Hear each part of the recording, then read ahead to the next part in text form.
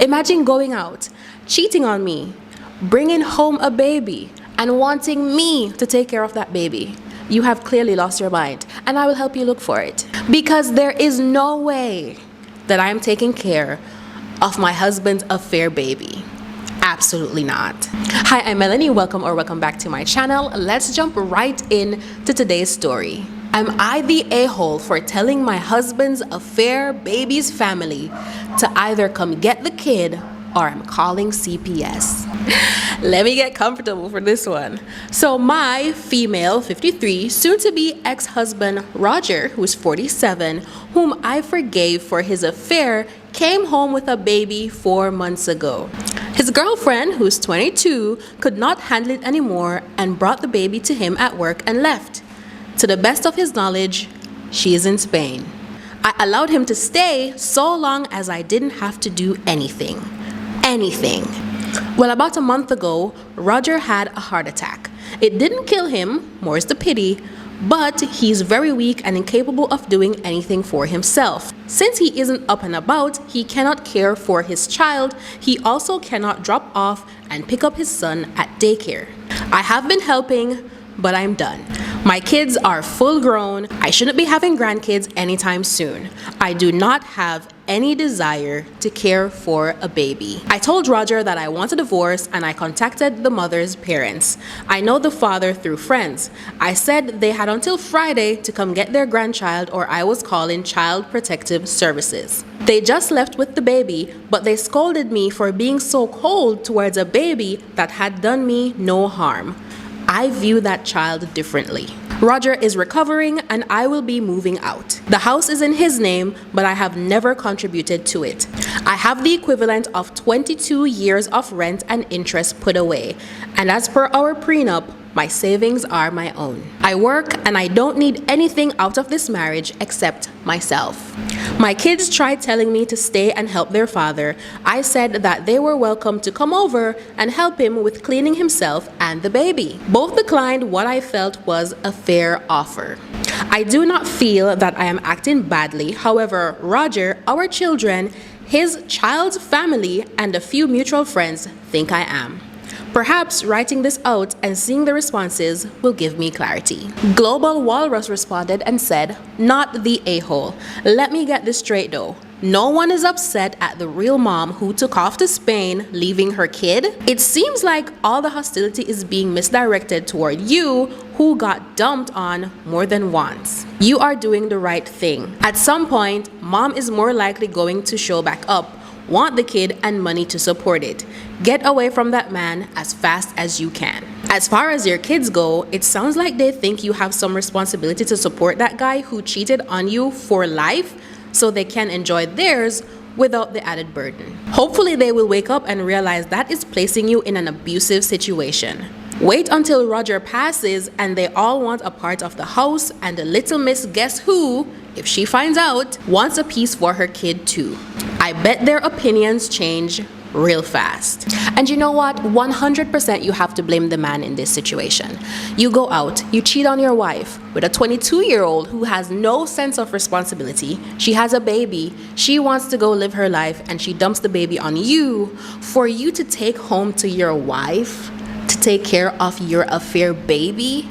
And she clearly said, "Look, I want to have nothing to do with this baby."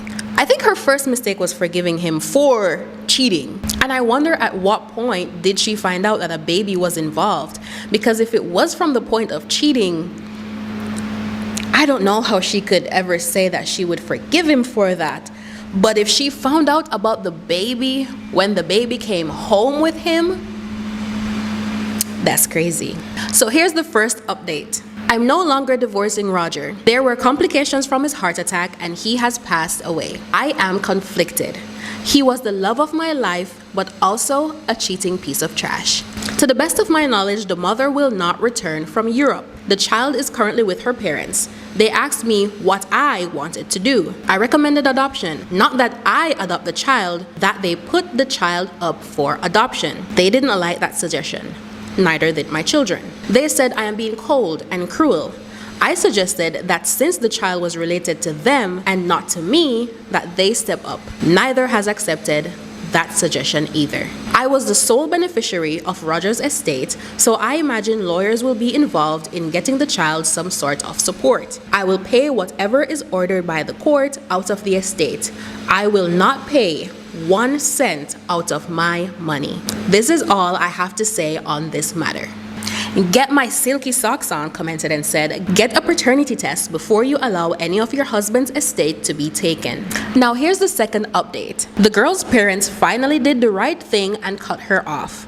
I had passed along their contact information to several dozen Redditors who seemed eager to help. Just an email. I did not reveal their identities or even their names. I believe this pressure convinced them to act. They finally got the clue that I would in no way take responsibility for this child. Between her parents no longer funding her and the current climate in Spain against visitors, the child's mother has returned. I have washed my hands of this entire situation, except for one thing. I have spoken with the lawyers and I will be splitting some of Roger's estate into 3 parts for the children. My children will get theirs immediately as they are adults. The child's money will be going into a trust with his brother and sister as the trustees. This will take some doing and as such will mean more money goes to the lawyers. Perhaps Shakespeare was correct with regards to that profession. My children are now less enthusiastic about their young sibling, but that is neither here nor there. They were the ones who insisted I involve myself. If there is anything left when I pass, they can split that between themselves, as I will not be leaving anything to that child. Thank you for your help in reaching clarity. I was letting my anger cloud my judgment and sense of fairness. Floomby said, people feel for the innocent children in situations like this. Here's an idea. How about don't bring innocent children whom nobody wants into the light of day? How about let's make sure no whoops baby comes out of this? Or am I just talking crazy talk? The child's grandparents and also her children are really the selfish ones in this situation, because how could I look at my mom who has raised me and now I'm an adult and I understand things, I understand relationships and how the world works, and truly ask my mom to take care of my younger sibling after my dad cheated on her? Like, I just feel like, how could you really love your mom and ask her to do something like that? You clearly have no emotional connection to the child. It's not like you're saying, you know, I'll raise my sibling, I'll step up to the plate. They don't even want to take care of their own father, but they're trying to tell her that she needs to take care of the father and of the father's baby. That woman would have so much resentment in her heart every day, getting up, taking care of this man who betrayed her in one of the worst ways that any man could, and also to look at that baby with any form of love. She could never love that baby. And even if she does the routine things like feed the baby or change diapers, she won't ever build a connection or a bond with that baby, and that baby will know, because kids always know when the parents don't want them, and that baby will immediately understand that this woman does not love me because my dad cheated with my mom to have me. And the audacity of the girl's parents.